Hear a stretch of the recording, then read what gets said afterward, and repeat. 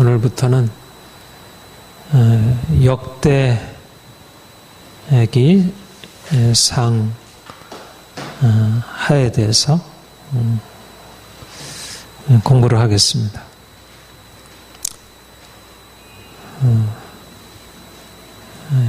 역대기는 역사책이죠. 역사. 우리가 이제 이 역사, 이제 구약은 신약과 다르게 이스라엘 백성들의 역사를 기록하고 있다는 면에서 구약의 이제 그 대부분이 이스라엘의 역사만 있는 게 아니고 그 외에도 시편, 이런 예언 이런 것들이 있긴 하지만, 그러나 이제 시편이든 아니면 예언서든지 간에 다 이스라엘의 역사를 중심으로 해서 이제 이루어지고 있고, 그래서 일단 구약하면 우리가 딱 떠오르게 되는 게 역사, 그렇게 일단은 생각을 하게 되죠. 구약하면. 신약하면 뭐가 중심이 되죠? 예수님의 복음과 또 서신서. 그러니까는 예수님의 그 복음서에서는 예수님에 관한 그 역사가 기록이 되고 있지만,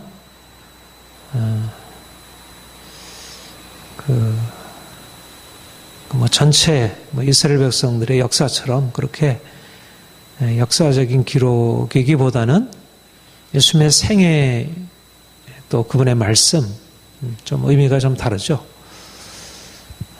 그래서 우리가 이제 구약에서 역사라고 하는 것을 이제 공부하게 되고, 그래서 하나님이 일하시는 방식이요. 우리는 일단은 하나님이 누구신가를 알리실 때 그분의 계시, 주로 말씀을 통해서 주시는 이 계시, 우리 하나님을 어떻게 하냐면, 하나님이 자기가 택하신 종들에게 말씀하시고 나타나셔서 말씀하시는 것에서 우리가 하나님이 누구신지를, 하나님이 갈대아 우르에서 아브라함에게 나타나셔서 그에게 보이시고, 또 하란에서 너는 본토 친척 아비의 집을 떠나 내가 내게 지시할 땅으로 가라. 내가 너로 큰 민족을 이루고 또 내게 복을 주어 내 이름을 창대케 하리라. 그러니까 말씀이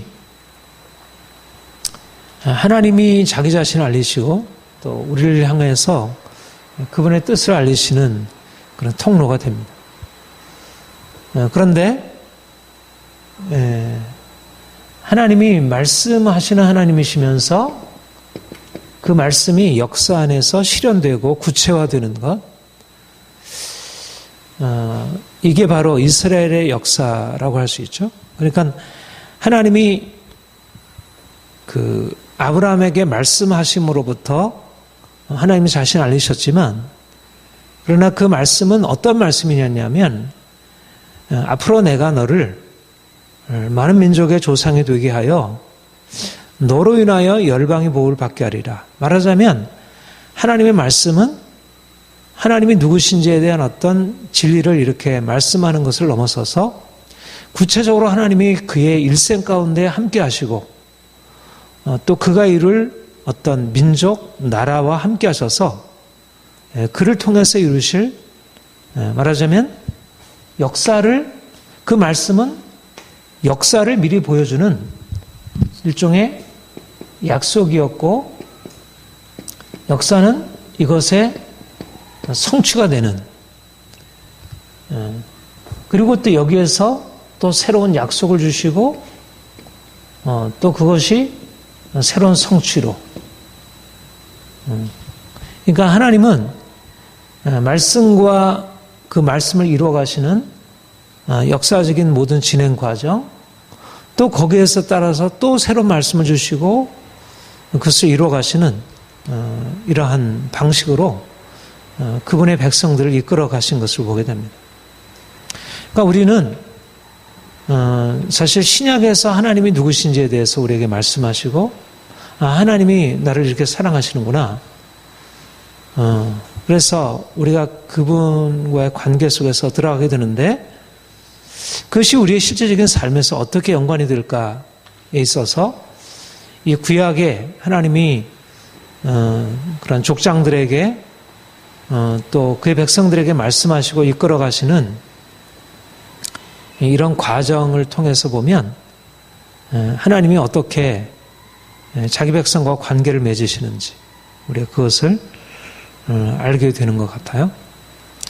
그래서 아무튼 이런 계시, 말씀과 역사가 아주 밀접하게 연관된다는 사실을 우리가 염두에 두고 우리가 구약을 읽을 필요가 있는데 그런데 이제 이 역대기는 말하자면 역사책인데 이게 언제 기록된 책이냐면 이스라엘 백성들이 하나님의 말씀에 불순종해서 이제 북이스라엘은 아수르에 의해서 멸망당하고 또 여러 나라에 흩어지게 되었고 남유다는 바벨론에 의해서 멸망당하고 70년 동안 포로 생활을 하게 되잖아요. 그래서 70년 포로 생활 이후에 하나님이 예레미야를 통해서 예언하신 것 같이 이제 다시 고국으로 돌리시게 되죠. 그래서 바벨론이 이미 메대에 의해서 멸망당하고 그 이후에 등장한 이 바사, 페르시아 그 왕 고레스에 의해서 이제 고국으로 돌아가라는 이런 조서를 내리게 되고 이를 통해서 고국으로 돌아오게 됩니다. 그래서 고국에 돌아온 이스라엘 백성들이 이제 새로운 나라를 이제 건설해야 할 그런 과제에 직면하게 되었어요. 그러면 이제 그들이 새로운 나라를 건설하게 되는데 그 나라는 어떤 나라일까? 중요한 것은 그들이 바벨론 포로를 통해서 그들이 경험한 것이 있잖아요. 그들이 무엇을 경험했겠습니까? 고통스러운 어떤 포로 생활을 경험했겠죠. 그런데 단지 그것은 고통스러운 포로 생활의 경험을 넘어서서 그들에게 영적으로 굉장히 중요한 깨달음을 얻는 그런 시간이었던 것입니다. 말하자면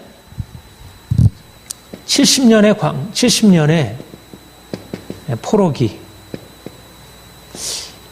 그 이전에 이스라엘 백성들의 말하자면 이제 사울 왕이 돼서 다윗으로 해서 이제 쭉 나중에 북이스라엘과 남유다가 아수르와 바벨론에서 멸망되기까지의 이스라엘의 건국에서부터 이스라엘 멸망에 이르기까지의 이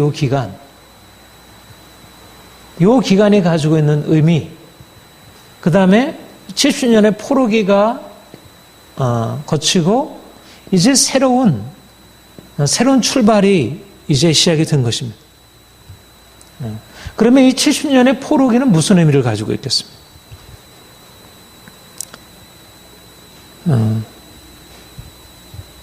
사실상 이 포로기가 가지고 있는 의미가 굉장히 중요하다고 생각합니다. 포로되기 이전과 포로 이후가 같겠습니까? 다르겠습니까? 같다고 하면 포로기가 의미가 없었겠죠. 뭔가 근본적으로 달라졌겠지. 70년의 기간이라는 게 단지 70년의 공부가 생겨서 포로 생활하다가 다시 돌아왔다는 얘기가 아닐 거예요. 그렇죠? 말하자면 포로 생활을 통해서 하나님이 주시려고 하는 뭐가 있었기 때문에 70년의 기간을 하나님이 정해놓으신 것입니다. 70년 동안에 그들이 무언가를 이러저러한 것들을 경험하고 그리고 다시 돌아와서 새로운 이스라엘을 이제 건국하게 되었습니다. 그러니까 우리는 이스라엘 하면 주로 어떻게 생각을 합니까? 이스라엘 하면 여기 다윗왕으로부터 사울 다윗 왕으로부터 시작해가지고 이제 솔로몬 이후에 북이스라엘과 남유다로 갈라져서 북이스라엘이 멸망당하고 남유다가 멸망당하는 요 것에 대해서 생각하지만 사실상 하나님의 이스라엘을 이끌어 가신 이 구속의 역사는 요 기간만이 아니라 포로기가 있고 또 포로기 이후에 이런 역사가 있는 것입니다. 우리가 지금 지금 나아가려고 하는 게 바로 포로기 이후의 역사를 지금 공부하려고 하는 것입니다. 우리가 이제 앞에서는 사울, 다윗, 솔로몬, 그리고 북이스라엘, 엘리야와 엘리사가 활동하던 북이스라엘 아합 시대, 그리고 남유다에서의 여러 이제 선지자, 그 당시에 주로, 그러니까 사실 남북이 갈라진 이후에 이스라엘 역사는 그 역사 자체가 가지고 있는 의미보다도 그 역사는 하나님을 떠난 역사들이었고 그 가운데서 이제 선지자들이 하나님이 누구신지를 알리시는 초점은 선지자들을 통해서 예언되어지는 거기에 초점이 맞춰지게 됩니다. 그런데 아무튼 이렇게 해서 이제 수백 년의 시간을 지나서 포로기를 지나서 이제 새로운 이스라엘이 시작이 되는데 이때는 누가 중심 인물이죠? 스룹바벨, 그 다음에 제사장 여호수아, 이런 사람들이 이제 중심이 되어서 새로운 건국을 하게 됩니다. 그리고 이제 나중에 누가 돌아오죠? 이게 이제 1차 귀환에서 돌아왔고, 그 다음에 이제 2차 귀환에서 돌아온 중심 인물이 누구죠? 에스라가 중심 인물이 되어서 이제 스룹바벨 에스라 또 그 위에 함께 왔던 이제 느헤미야, 이들에 의해서 이제 포로기 이후에 이스라엘 역사를 새롭게 전개해 나가는. 그래서 이제 우리가 역대기는 우리는 사실은 이스라엘의 역사라는 측면에서 생각하면 열왕기와 뭐 똑같은 비슷한 거를 이렇게 기록을 해놨을까 싶지만 역대기가 가지고 있는 의미는 이 시점이 중요한 것입니다. 저작의 시점. 저작이 언제냐면 바로 이스라엘이 포로기를 거치고 그 연단의 시기를 거친 이후에 이제 새로운 하나님의 나라의 표상으로서 이스라엘을 건국하려고 할 때 말하자면 하나님이 이전의 역사를 어떻게 이끌어 오셨는가, 말하자면 다윗에 의해서 이스라엘이 건국될 때부터 시작해가지고 이스라엘 유다가 멸망될 때까지 하나님이 이스라엘 백성들을 이끌어 오신 그거를 돌아보면서 하나님이 누구시고 하나님의 백성이 어떠해야 할 것인지에 대한, 그러니까 뭔가를 전달하려고 한 하나의 역사 교과서인 것입니다. 일종의. 이거는 그냥 역사적인 기록이기보다는 마치 우리가 요즘에도 이제 국사 교과서가 있잖아요. 그래가지고 이미 과거에 일어났던 역사들을 총취합해가지고 고조선, 또 삼국시대 통일신라, 고려, 조선,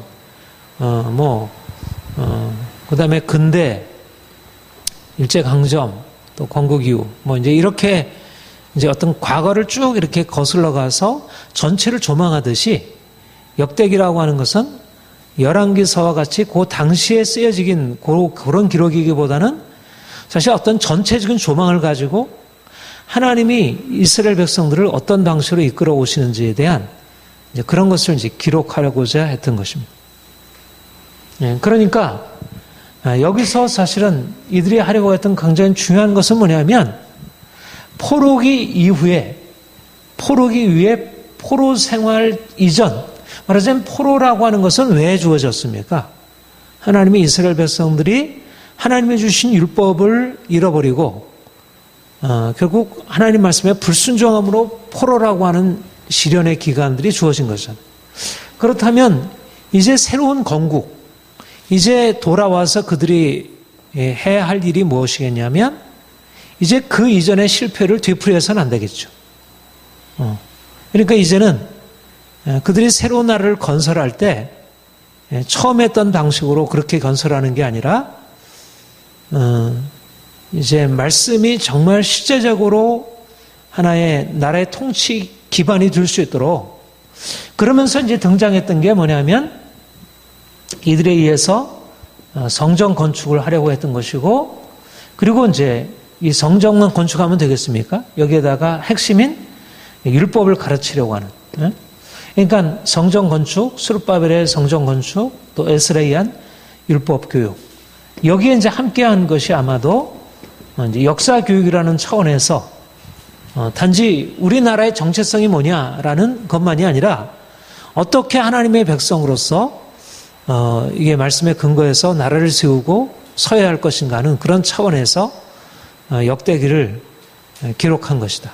말하자면 우리가 모든 어떤 책들을 볼 때 그 책이 기록될 때의 어떤 역사적인 상황, 그 상황을 제가 이렇게 국어를 가르쳐 보면 어떤 작품을 이해하는 데 있어서 고려해야 할 중요한 그 고려사항이 있는데 그거 뭐냐면 해석에 있어서 중요한 게 뭐냐면 작품 자체도 중요하지만 작품을 쓴 사람이 누구이며 작품이 쓰여졌던 그런 역사적인 배경이 무엇인지를 아는 게 굉장히 중요하다는 거. 물론 모든 작품이 다 그런 건 아니지만 특별히 어떤 작품들은 특별히 그러한 것이 있습니다. 그런데 사실 역대기 같은 경우에는 작품도 중요하지만 작품에 내재된 그런 동기가 중요한 것입니다. 왜 이 역대기를 써야 했을까? 역대기사가 정확하게 그 사람이 누군지 모르지만 아마도 에스라의 영향을 받고 에스라도 거기에 아마 같이 함께 이렇게 일종의 감독을 하지 않았을까 하는 생각도 하게 되는데 어떻든 당시에 이들이 70년의 그 호렌 사실은 우리가 에스겔도 보지만 그들이 잡혀오고 나서도 어떻습니까? 그들이 그렇게 하나님께 온전히 돌이키지 않잖아요. 잡히는데도 여전히 그들의 마음은 하나님을 향해서 그렇게 온전히 돌이켜 있지 않습니다. 그러니까 70년 기간이 필요했던 거예요. 뭐 1, 2년이 아니라 이스라엘 백성들이 이제 그 가나안 땅에 들어가기 위해서 애굽의 때를 벗어내기 위해서 40년의 훈련 기간이 필요한 것처럼 말하자면 가나안 땅에 들어와서 그들이 이미 이방인으로 인해서 절절히 이렇게 그냥 젖어 들어가 있는 뼛속 깊이 신경 세포마다 이렇게 들어있는 그 우상숭배 그들을 벗겨내기 위해서 그들의 불신앙과 그 불순종을 벗겨내기 위해서 70년의 모진 연단의 기간이 이제 필요했던 것이죠. 그래서 이제 그 가운데서 이제 다니엘과 같은 사람도 나왔고 또 그 가운데서 이제 에스더나 이런 모르드와 같은 하나님의 사람들이 그 가운데서 그러니까 뭔가 이 스룹바벨 에스와 같은 스룹바벨 제가 이렇게 보니까 이 스룹바벨이 그 여호야긴 왕족이더라고요. 여호야긴이 하나님이 왜 여호야긴을 이제 그곳에 이렇게 포로로 잡혀가게 하기 위해 그를 나중에 보면 높이셨다 그랬잖아요. 바벨론 왕에 의해서 높임을 받았다 그랬어요. 근데 왜 그랬을까 그랬을 때 결국은 이런 지도자를 하나님께서 세우시기 위해서 그랬던 것 같아요. 그러니까 스룹바벨과 같은 포로 이후에 이스라엘을 건국하기 위한 중요한 지도자들을 하나님이 예비해 놓으신 것입니다. 그러니까 스룹바벨 같은 예수와 같은 그런 지도자들 또 에스라와 같은 하나님의 지도자들을 주님께서 미리 준비해 놓으신 거죠. 그러니까 정말 영적으로 깨어있고 마치 하나님이 애굽에서 모세를 훈련시키듯이 바벨론에서 그런 바벨론의 첨단 학문을 통해서 그들이 훈련을 받고 그러면서도 영적으로 아주 성결함을 유지했었던 그러니까 말하자면 세상적인 어떤 학문의 그런 모든 좋은 영향을 다 섭취하면서도 그러나 그들의 정체성을 잃어버리지 않는 그러니까 오늘날 사실 유대인들이 그렇잖아요. 유대인들이 굉장히 유대인들로서의 그 강한 자기 민족적인 정체성, 신앙적인 정체성을 유지하면서도 여러 가지 과학, 철학, 예술과 같은 아주 첨단 그런 학문들, 그런 문화들에 대해서 누구보다도 이렇게 그게 이제 언제부터 그랬냐면 사실은 모세 때부터 시작해가지고 하나님이 행하신 일입니다. 사실 하나님이 애굽에 400년 동안 포로 생활하게 하고 또 70년 동안 바벨론, 아수리 이런 데서 포로 생활하게 한 이유가 있는 거예요. 그 가운데서 하나님이 그 첨단 문화들을 습득하게 하신 것이죠. 그러니까 그곳에서는 첨단 문화도 습득하게 하면서 또 동시에 영적으로 포로 생활하니까 어떻든 포로니까 그들이 얼마나 또 하나님 앞에서 자기 정체성을 지키려고 몸부림을 쳤겠어요. 그냥 그들이 평안한 환경 속에 있으면 오히려 가나안 땅에 있을 때는 이방의 길로 갔잖아요. 그러니까는 하나님이 그들을 오히려 가나안 땅에서 이렇게 멀리 타국으로 포로 되어 잡혀가게 하시고 그곳에서 그 두 가지 목적을 다 이루게 하신 것입니다. 참 하나님이 하신 일이 놀라운 것이죠. 먼저 그들이 잃어버린 정체성을 다시 고난 중에 정체성을 다시 찾도록 하시고 또 하나는 애굽의 바로 바벨론의 첨단 문화 가장 고도로 발달된 그런 문화들을 습득하도록 하나님이 그렇게 섭리하신 것이다. 그리고 나서 이제 그걸 가지고 이제 고국에 돌아와서 이제 새로운 나라를 건설하도록 물론 뭐 이 이후에 이스라엘이 정말 하나님께로 그러면 온전해졌느냐 또 그렇지 않잖아요. 우리가 보듯이 뭐 이후에 등장하는 뭐 그런 선지자들의 예언, 특별히 뭐 말라기서 다시 마지막 선지자라고 하는 말라기서에 보면 여전히 또 옛날 이제 포로기 이전과 너무나 비슷한 모습이 여전히 반복되고 있고 또 그 이후에 400년 동안이나 영적인 흑암이 있었고요. 그 이후에 이제 세례 요한이 예수님이 오실 것을 준비하시고 이제 예수님이 나타나셔야 비로소 이제 본래적으로 하나님이 이루시려고 하는 궁극적인 그 언약의 성취 이것이 이루어지게 되지만 아무튼 그러나 어떻든 포르기를 통해서 하나님이 이스라엘 백성들을 이끌어 가신 중요한 이제 그러한 목적이 여기서 이제 성취된 것을 보게 됩니다. 아무튼 우리가 이제 역대기서를 역대사를 이렇게 이제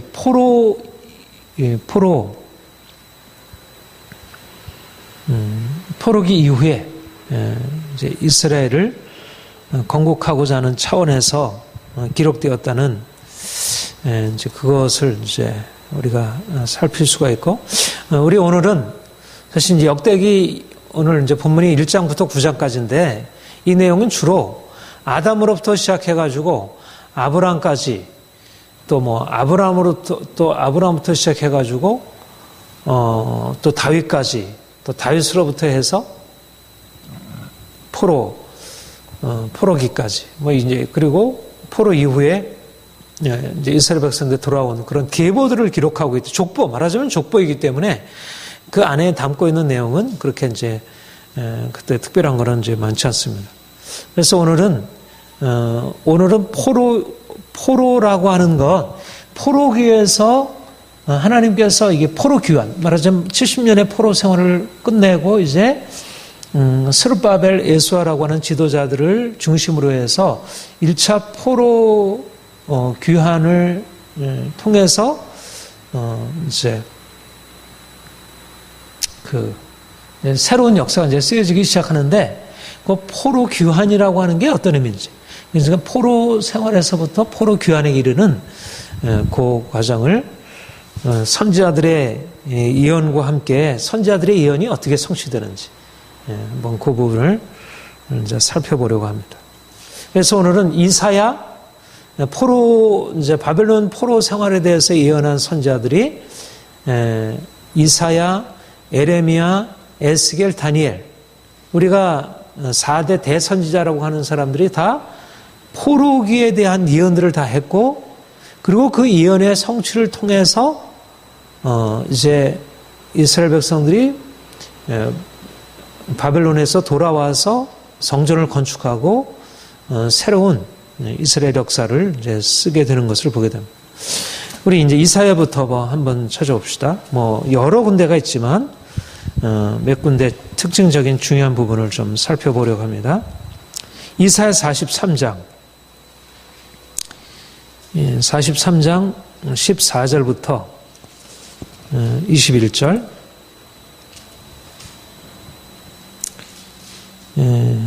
한번 같이 읽어보겠습니다. 시작.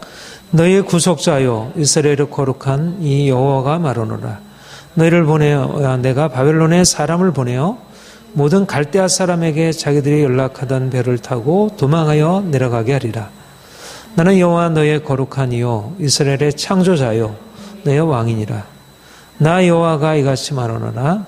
바다 가운데 길을 그물 가운데 지름길을 내고 병과 말과 군대 용사를 이끌어내어 그들이 일시에 엎드러져 일어나지 못하고 소멸하기를 꺼져가는 등불 같게 하였느니라.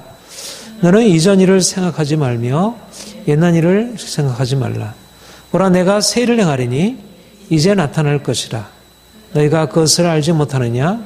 반드시 내가 광야의 길을 사막의 강을 내리니 장차 들짐승 곧 승냥이와 타조도 나를 존경할 것은 내가 광야의 물을 사막의 강들을 내어 내 백성 내가 택한 자에게 마시게 할 것입니다.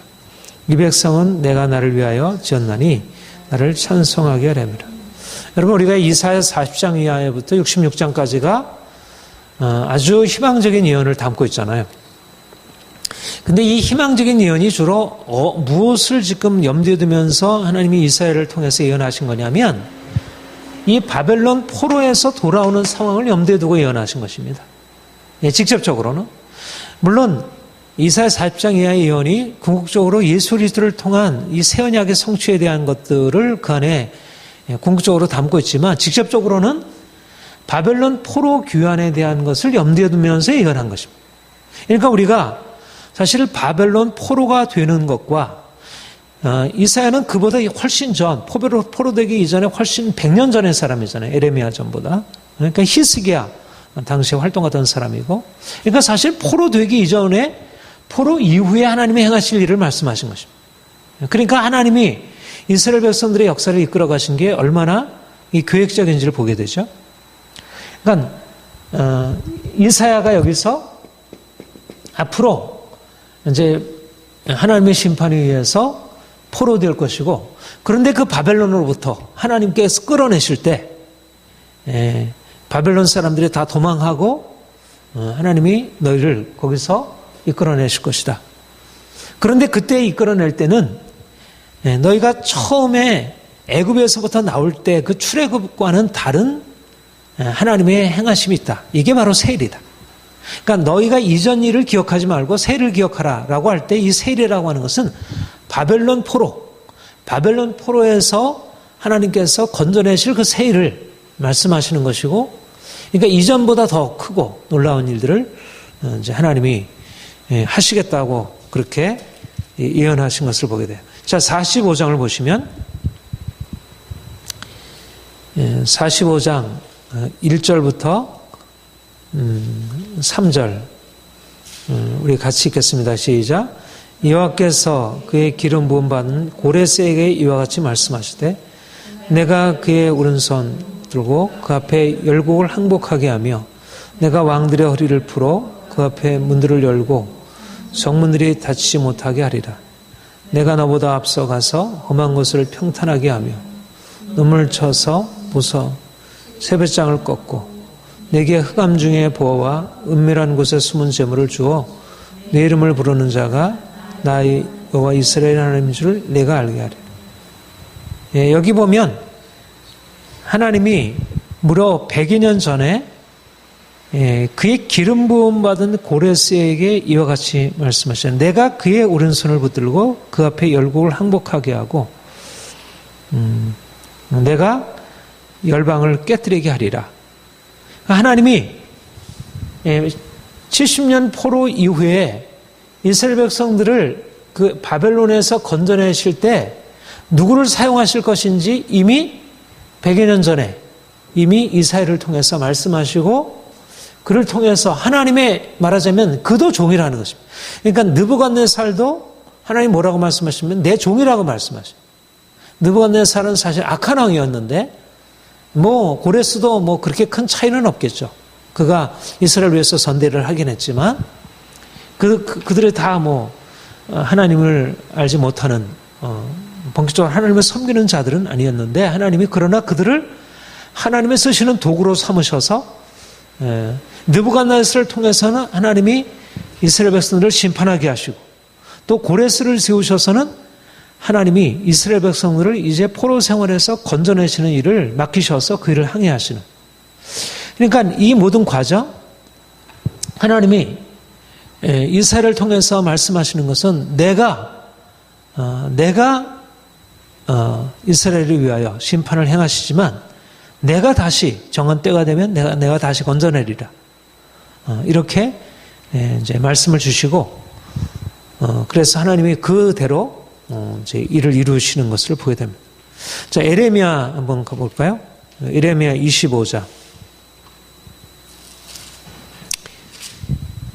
여기에는 사실 70년이라는 기한을 이사야 45장에는 고레스를 세우시겠다고 하셨는데 예레미야 25장은 70년 기한을 말씀하시고 있습니다. 자, 9절부터 14절까지 함께 읽겠습니다. 시작. 보라, 내가 북쪽 모든 종족과 내 종 바벨론의 왕 느부갓네살을 불러다가 이 땅과 그 주민과 사방 모든 나라를 쳐서 진멸하여 그들을 놀램과 비웃음거리가 되게 하며 땅으로 생황한 표가 되게 할 것이라. 여호와의 말씀이라. 내가 그들 중에서 기뻐하는 소리와 즐거워하는 소리와 신랑의 소리와 신부의 소리와 맷돌의 소리와 등불불이 끊어지게 하리니 이 모든 땅이 폐허가 되어 놀랄 일이 될 것이며 이 민족들은 70년 동안 바벨론 왕을 섬기리라. 여호와의 말씀이니라. 70년이 끝나면 내가 바벨론의 왕을 그의 나라와 갈대인의 땅을 그의 죄악으로 말미암아 벌하여 영원히 폐허가 되게 하되 내가 그 땅을 향하여 선언한 바 곧 에레미야가 그 모든 민족을 향하여 예언하고 이 책에 기록한 나의 모든 말을 그 땅에 임하게 하리라. 그리하여 여러 민족과 큰 왕들이 그들로 자기를 섬기게 할 것이나 나는 그들의 행위와 그들의 손이 행한 대로 갚으리라. 하나님이 느부갓네살이 그러니까 우리가 예레미야를 공부하면서도 봤지만 이스라엘이 유다가 바벨론에 의해서 멸망을 당하는 것이지만 느부갓네살이 강한 제국을 이루고 이제 이스라엘을 점령해서 유다를 함락해서 그들이 멸망당한 것이지만 하나님의 선지자들이 하나님께로부터 받은 말씀은 뭐냐면 그는 내가 사용하는 몽둥이에 불과하다.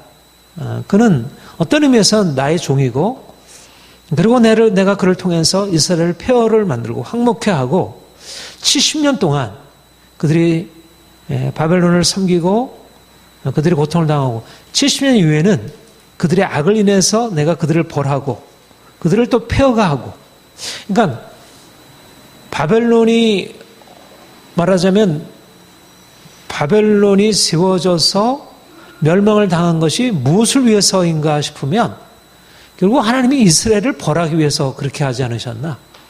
너무나 짧은 기간 동안에 느부갓네살의 성경이 곧 무너져 버리잖아요. 몇 대 가지 못해서. 그 나라가 50년인지 70년인지 그렇게밖에 못 갔습니다.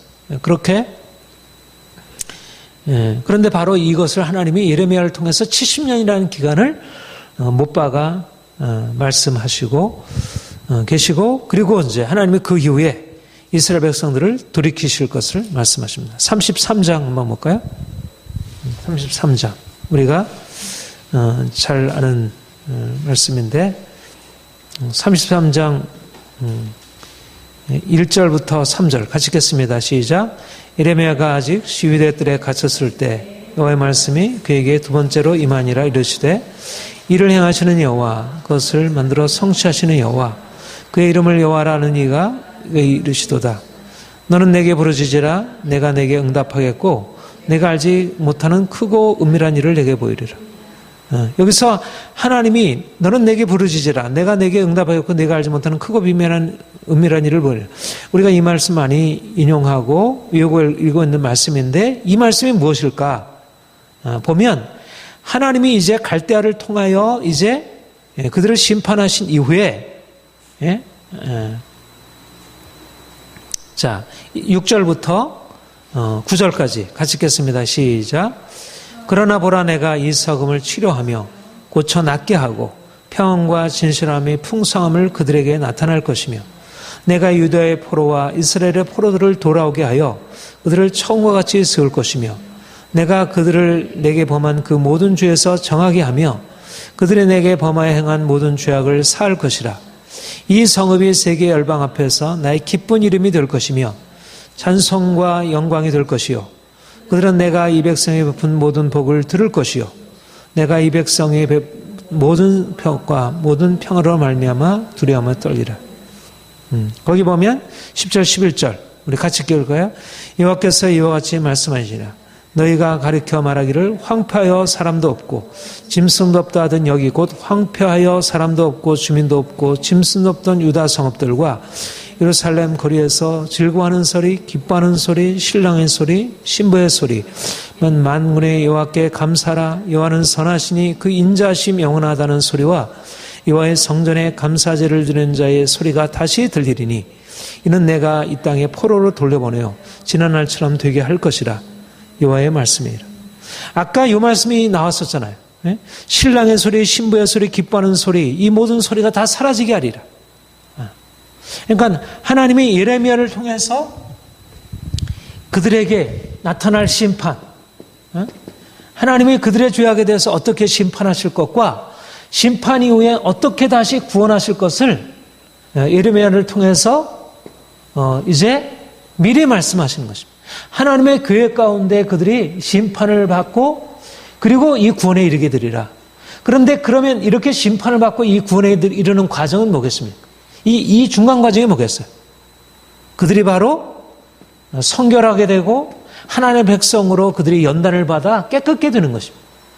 결국 중요한 것은 뭐냐면 그들이 70년의 포로 생활을 통해서 그들이 심판받아야 할 그들의 죄악, 정말 그들의 삶에 너무나 깊이 들어있는 그 죄악들을 하나님께서 철저히 깨트려주시고 소멸하시고 파하시고 그리고 그들을 성결케 하신 이후에 그들을 구원에 합당한 자로 그들을 세우시고 이제는 참으로 하나님을 예배하는 자로 하나님께 여호와께 감사라. 여호와는 선하시니 그 인자하심이 영원하다 하는 소리와 성전에서 감사를 지르는 절의 소리가 다시 들리리니 그들이 이제 돌아와서 하는 일이 뭐냐면 하나님이 우리를 위해서 이렇게 큰 구원을 베푸셨습니다. 사실은 이스라엘 백성들이 애굽에서 나와서 그렇게 하나님을 찬송했잖아요. 그리고 그들을 가나안 땅에 들이셔서 그랬지만 그들이 가나안 땅에 들어가서는 찬송 소리가 끊어지게 되고 오히려 물론 다윗 왕과 같은 일시적으로 그런 일이 있긴 했지만 그러나 하나님을 예배하는 일들이 사라져버린 것입니다. 말하자면 예배가 중심인데 하나님을 예배하는 것이 중심인데 그 예배를 잃어버리고 그들이 이방인들의 행실로 나갔습니다. 그런데 하나님이 이제 그들을 바벨론 포로의 심판을 통해서 그들을 건져내신 이후에 70년의 연단 기간을 마치고 나서 이런 하나님의 종들을 세우셔서 다시 성전을 건축하고 거기서 하나님을 예배하고 하나님을 감사하다 찬양하고 말하자면 다윗의 장막이 다시 회복이 되고 그래서 이제 하나님이 본래적으로 이스라엘 백성들을 율법이라고 하는 기초 위에 또 성전이라고 하는 것을 세워서 그 백성들에게 이방 가운데 하나님의 이름을 드러내고자 하는 그 목적을 이루시고자 하는 것이 이제 여기에 성취될 것을 말씀하고 있습니다.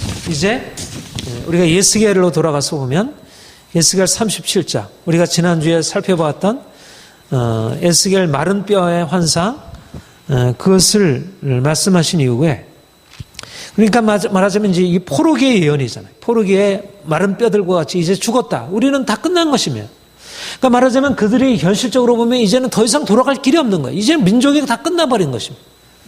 그런데 하나님이 그들 가운데서 우리는 죽었다. 우리는 절망적이다 하는 그들에게 다시 포로기에 포로되어 잡혀가는 그들에게 너희가 절망적이지 않다. 마른 뼈 같은 너희를 내가 다시 너희를 불러내어서 이제 고토로 돌아가게 할 것이다.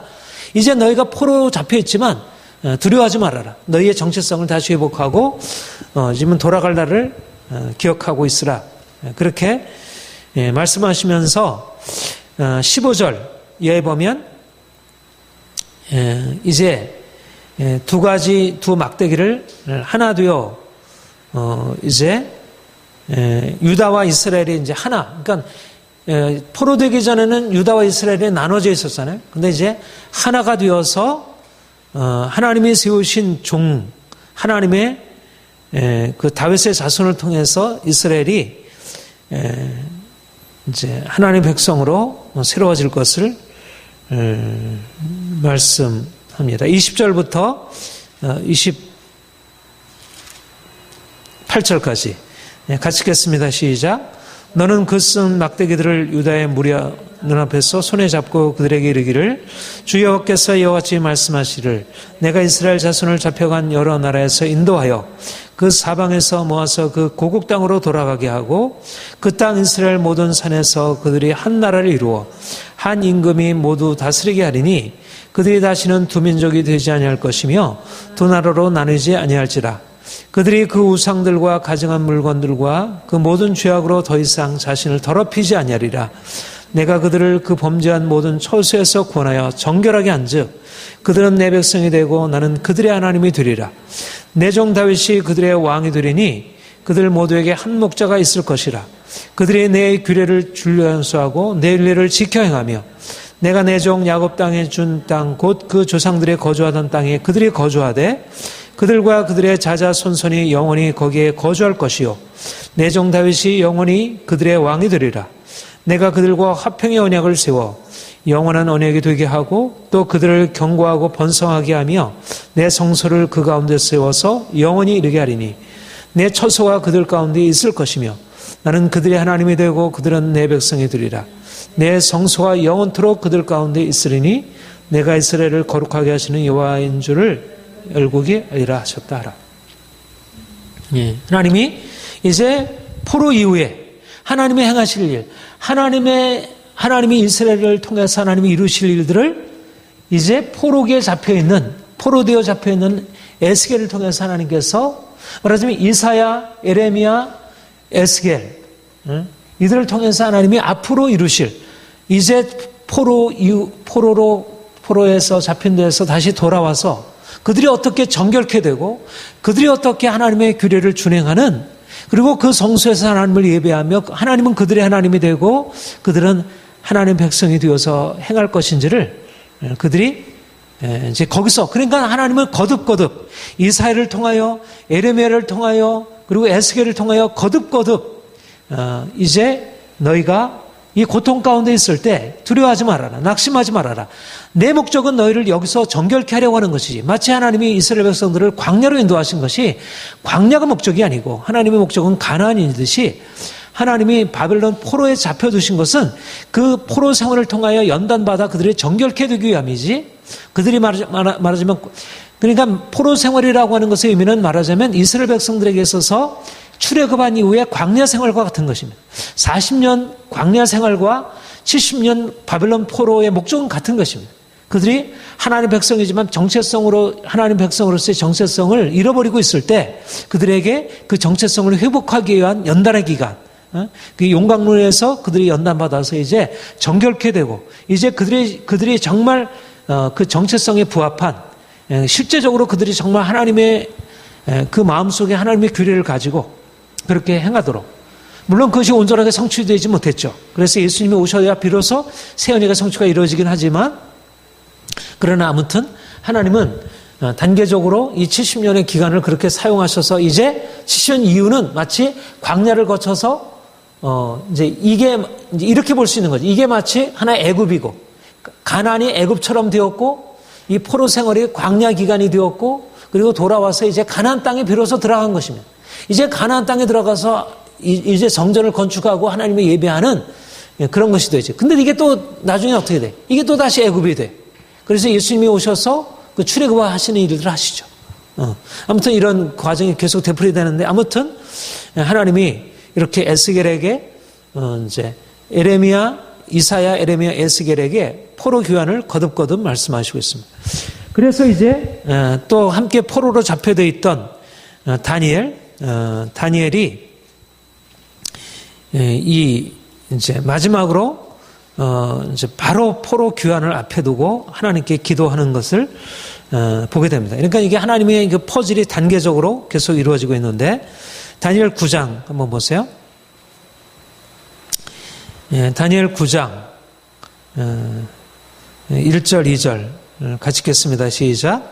메대 족속 아하수엘의 아들 다리오가 갈대아 나라 왕으로 세움을 받은 첫 해 그 통치 원년에 나 다니엘이 책을 통해 여호와께서 말씀으로 선지자 해주신 그 연수를 깨달았느니 곧 예루살렘의 황폐함이 70년 만에 기치리라 하신 것이라.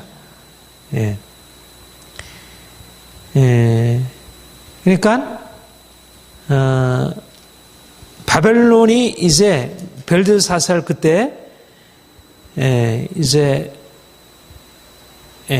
다리오에 의해서 망하게 되죠.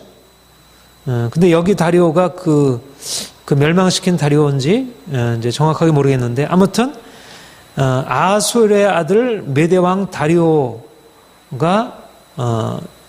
첫 번째 왕으로 통치를 시작했을 때 다니엘이 에레미야를 통해서 주셨던 말씀이 이제 성취될 날이 나왔구나. 이제 70년이 되온 거구나. 그러니까 이제 하나님이 이제 우리를 다시 고국에 돌려보내겠구나 하는 것을 깨닫게 된 것입니다. 그래서 이제 다니엘은 다시 한번 예언보다는 이제 하나님께 그걸 가지고 기도를 하는 것이죠. 하나님이 이제 약속하신 때가 되었는데 이제 우리를 고국으로 돌려보내야 하지 않습니까? 그러면서 유명한 이스라엘을 위한 중보하는 회개 기도를 금식하며 하나님 앞에 기도를 합니다. 하나님, 우리가 이렇게 하나님 앞에 죄악으로 말미암아 이렇게 심판을 받게 되었고 우리가 이제 고통을 받게 되었는데 하나님, 우리를 이제 긍휼히 여기셔서 이제 우리를 다시 고향으로 돌아가게 해 주시옵소서. 그렇게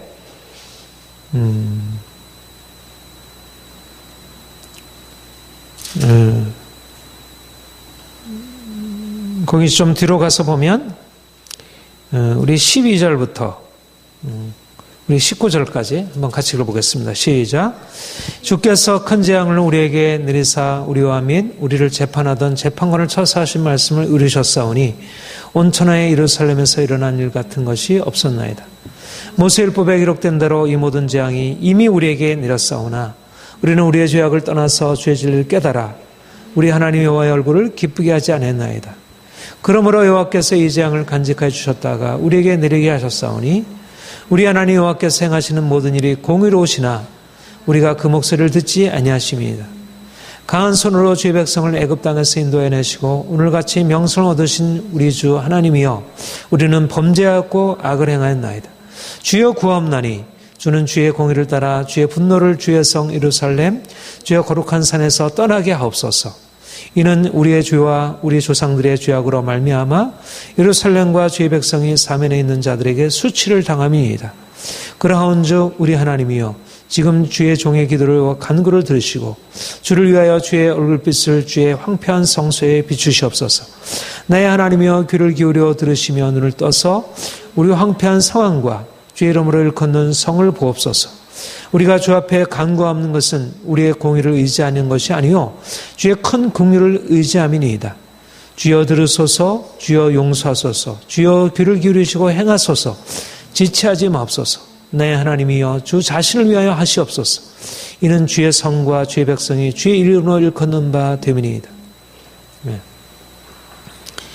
다니엘이 하나님이 약속하신 때가 이제 찼다는 것을 그가 인정하며 하나님 앞에 간구하기를 이제 하나님의 약속한 때가 되었습니까? 우리가 이렇게 범죄함으로 말미암아 하나님 앞에 구할 수 없는 죄인들이지만 그러나 하나님의 긍휼을 베푸셔서 하나님의 공의로 말미암아 우리가 당하는 이 심판에서부터 우리를 건지시고 그런데 이것을 우리에게 행하실 이유가 하나님 자신의 이름을 위하여 하나님의 백성이 이렇게 이방인 가운데 수치를 당하는 것이 하나님 자신의 영광에 합당하지 않습니다. 하나님의 영광을 위하여, 하나님 자신을 위하여 지체하지 마시고 이제 우리를 위하여 다시 일어나소서. 그렇게 하나님께 기도하고 하나님이 가브리엘을 통해서 응답하시죠. 그리고 이제 하나님이 그 응답하신 것들을 이루시는 것이 바로 이제 우리가 지금 보고 있는 그 에스라 역대기, 우리가 앞으로 하게 되는 거기에 나오게 됩니다. 우리 한번 에스라 1장을 한번 보겠습니다. 역대하 다음 에스라. 역대하 마지막 장과 마지막 부분과 에스라가 사실 함께 연결되어 있는데, 여기에 어떻게 하나님의 약속이, 이 예언이 성취가 되고 있는지, 하나님이 이사야를 통해서 예언하셨고, 또 예레미야를 통해서 예언하셨고, 다니엘 기도를 들으시면서 하나님이 그 역대의 마지막 부분에 말씀하신 것을 에스라 다시 말씀하시고 1절부터 4절까지 함께 읽겠습니다. 시작. 바사왕 고레스 원년에 여호와께서 예레미야 입을 통하여 하신 말씀을 이루게 하시려고 바사왕 고레스의 마음을 감동시키시매 그가 온 나라에 공포도 하고 조소도 내려 이르되 바사왕 고레스는 말하노니 하나님 여호와께서 세상 모든 나라를 내게 주셨고 내게 명령하사 유다 예루살렘의 성전을 건축하라 하셨나니 이스라엘 하나님은 참 신이시라. 너희 중에 그의 백성 된 자는 다 유다 예루살렘으로 올라가서 이스라엘 하나님 여호와의 성전을 건축하라. 그는 예루살렘에 계신 하나님의 신이라. 그 남아있는 백성이 어느 곳에 머물러 살든 그곳 사람들이 마땅히 은과 금과 그 밖의 물건과 짐승으로 도와주고 그 외에도 예루살렘에 세울 하나님의 성전을 이물지니라 아니라. 그래서 이제 유다 베냐민 족속 여러 사람들이 이제 돌아오게 되죠.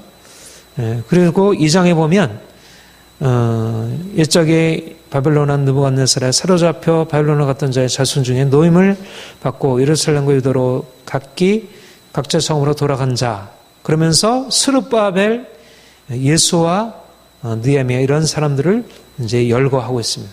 이렇게 하나님이 이제 하나님의 작정하신, 하나님이 이미 작정하시고 선자들에게 미리 말씀하신 대로 이제 하나님이 70년이 참에 고레스를 통해서 조서를 내리게 하시고 이제 돌아와서 그들이 이제 하나님의 종들을 통해서 새 이스라엘을 건축하는 것을 보게 됩니다. 우리 역대하 요번 보고 역대상 요번 보고 마치도록 합시다. 역대상 9장 역대상 9장 거기 보면 역대상 1장부터 8장까지는 아담의 계보로부터 시작해가지고 이제 그 돌아온 백성들의 계보를 이제 말씀하고 있는데 9장 1절 이제 1절부터 1, 2절 우리 같이 읽어보죠. 시작. 온 이스라엘이 그 계보대로 계수되어 그들은 이스라엘 왕조 실록에 기록되니라.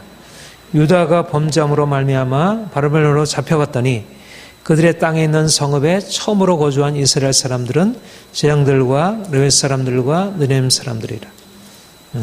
그래서 이들이 이제 포로 생활에서 돌아와서 그들이 처음 하는 일은 뭐냐면 거기 특별히 예루살렘에 정착한 제사장들, 레위 사람들, 또 회막 문지기, 또 레위 사람들. 그러니까 이들이 와서 한 일은 뭐냐면 하나님을 예배하는 그런 것에 초점을 맞추어서 그래서 이제 처음 하려고 했던 것이 이제 성전 건축이었습니다. 그러니까 하던 일이 다른 거예요. 그들이 돌아와서 한 일이라고 하는 게 뭐냐면 그들이 성전을 건축하는 것이었어요. 그들에게 초점은 뭐냐면 그들이 포로 생활에서 절실히 깨달았던 것은 뭐냐면 우리가 이제 고생을 했으니까 이제 우리 고국으로 돌아와서 이제는 우리가 좀 마음껏 우리가 하고 싶은 대로 하자 이렇게 하지 아니하고 마치 청교도들이 미국에 가서 처음 세운 것이 학교이고 교회듯이 그들이 이제 예루살렘에 돌아와서 하려고 했던 것이 예배, 그 제사장들과 레위인들, 그리고 성전 맡은 자들, 이런 문지기들이 일어나서 하나님을 예배하는 일들을 시작을 했고, 그리고 바로 그들이 시작하려고 했던 것이 성전 건축이었고, 앞장서서 스룹바벨과 예수와 같은 지도자들이 바로 그것을 주도했고, 이러저런 방해로 인해서 지연되어 있지만 나중에 결국은 그 성전 건축을 하게 되고, 그리고 에스라가 와서 거기에 기초해서 백성들을 말씀으로 세워가는 일들을 하게 된 것이죠. 그러니까 말하자면 하나님이 선지를 통해서 이루시려고 했던 그 끊임없이 계속해서 이어났던 그 말씀, 너희가 이제 70년이 포로되어 남은 자들이 이제 돌아와서 너희가 새로운 나라를 건축하고 나는 너희 중에 너희 하나님이 되고 너희는 내 백성이 되리라고 하는 하나님의 예언이 성취가 되는 것을 보게 됩니다. 이것이 하나님 백성들을 얼마나 세밀하게 이끌어가시, 결코 우연히 된 일이, 그들이 애굽에 400년 동안 종살이하는 것도 그렇고 거기에서 출애굽해서 광야를 거치는 것, 또 그들이 가나안 땅에 들어가서 또 하나님이 그들을 인도하시는 것, 또 그들이 이제 아수르의 바빌론에서 멸망당하고 그들이 흩어졌다가 다시 70년 만에 다시 돌아와서 나라를 다시 건국하는 것, 이 모든 과정 안에 하나님은 얼마나 세밀한 섭리와 역사를 가지고 이 퍼즐들이 이루어지는 것입니다. 하나님은 그냥 이루시는 것이 아니라 미리 선지자들에게 미리 행할 것을 거듭 말씀하시고 그것을 위해서 기도하게 하시고, 그리고 궁극적으로 하나님이 이방인들을 세우시고 이방 왕들을 세우시고, 이렇게 해서 하나님의 나라가 건축되어지도록, 이것이 하나님이 이스라엘 백성들 가운데서 역사하신 일이고, 우리가 이제 역대의 길을 우리가 살피는 것은 바로 이러한 하나님의 이스라엘을 포로 이후에 세우시려고 하는 그 지금 이와 같은 새로운 역사가 펼쳐지는 그러한 배경 아래서 과거 역사를 돌아보는 것입니다. 그러니까 역사를 그냥 과거 역사가 아니라 그 역사의 의미는 뭐냐면 이 새로운 역사를 위한 하나의 참교, 하나님이 어떻게 우리를 이끌어 오셨는가, 어떻게 했을 때 하나님이 축복하셨는지를 바라보게 하는 그런 교육의 의미, 지금 새로운 나라를 건설하기 위한 교육의 의미로, 그래서 이제 그래서 그 목적 때문에 이제 열왕기 상황은 또 좀 더 다른 의미를 지닌다 이것입니다. 아무튼 하나님이 이렇게 선자들의 예언을 통하여 또 이스라엘 백성들의 역사적인 과정을 이끌어 가심을 통해서 그분의 뜻을 이루어 가시는 것을 보면서 우리 또한 우리 하나님의 말씀을 듣고 하나님이 우리에게 말씀하시는 것을 믿음으로 붙들게 되면 언젠가 어떤 방식으로도 그것이 이루어진다는 것, 그리고 모든 역사적인 과정은 결코 우연히 되는 것은 없고 다 하나님의 치밀한 계획 가운데 되어진다는 사실을 우리가 붙들고, 그래서 하나님께 속해 있으면 우리가 모든 상황 속에서 우리가 하나님과 함께 이제 어떤 이 땅에 그런 중심 역사를 만들어 갈 수 있다는 것을 보게 됩니다. 우리가 다음 주부터 이제 본격적으로 역대기 사가의 눈으로 또 다윗 왕부터 시작해서 이스라엘 역사를 유다 역사를 특별히 중심으로 해서 전체를 살펴보게 될 텐데, 우리가 하나님의 역사적인 과정을 이끌어 가시는 것을 또 새롭게 보게 되리라 그렇게 기대합니다. 기도하겠습니다. 하나님 아버지, 하나님이 70년의 연단의 과정을 통하여 유다 백성들을 연단하시고 이제 또 새로운 하나님의 계획을 가지시고 스룹바벨 예수아를 통해서 이제 새로운 성전을 건축하고 또 에스라를 통해서 율법을 가르치고 또 그들이 하나님이 만들어가는 역사가 어떤 것인지를 깨닫도록 이제 역대기를 또 이렇게 지필하여 후대인들로 하여금 참으로 하나님의 말씀에 따라서 자신의 삶을 세우고 나라를 세워갈 것을 가르치는 것을 봅니다. 하나님, 우리로 하여금 하나님이 자기 백성을 위해서 이끌어 가시는 역사가 얼마나 놀라운 것인지 우리의 눈이 열려져서 하나님의 행하심을 볼 수 있도록, 우리의 귀가 열려져서 그분이 말씀하시는 것을 제대로 들을 수 있도록, 그리고 하나님의 역사에 우리가 함께 참여하여 이제 하나님의 나라가 이 땅에 이루어지는 일에 우리가 주의 귀하게 사용되기를 원합니다. 오늘도 주신 말씀을 통하여 우리의 삶에 비추임을 주시기 원합니다. 감사드립니다. 예수님의 이름으로 기도합니다. 아멘.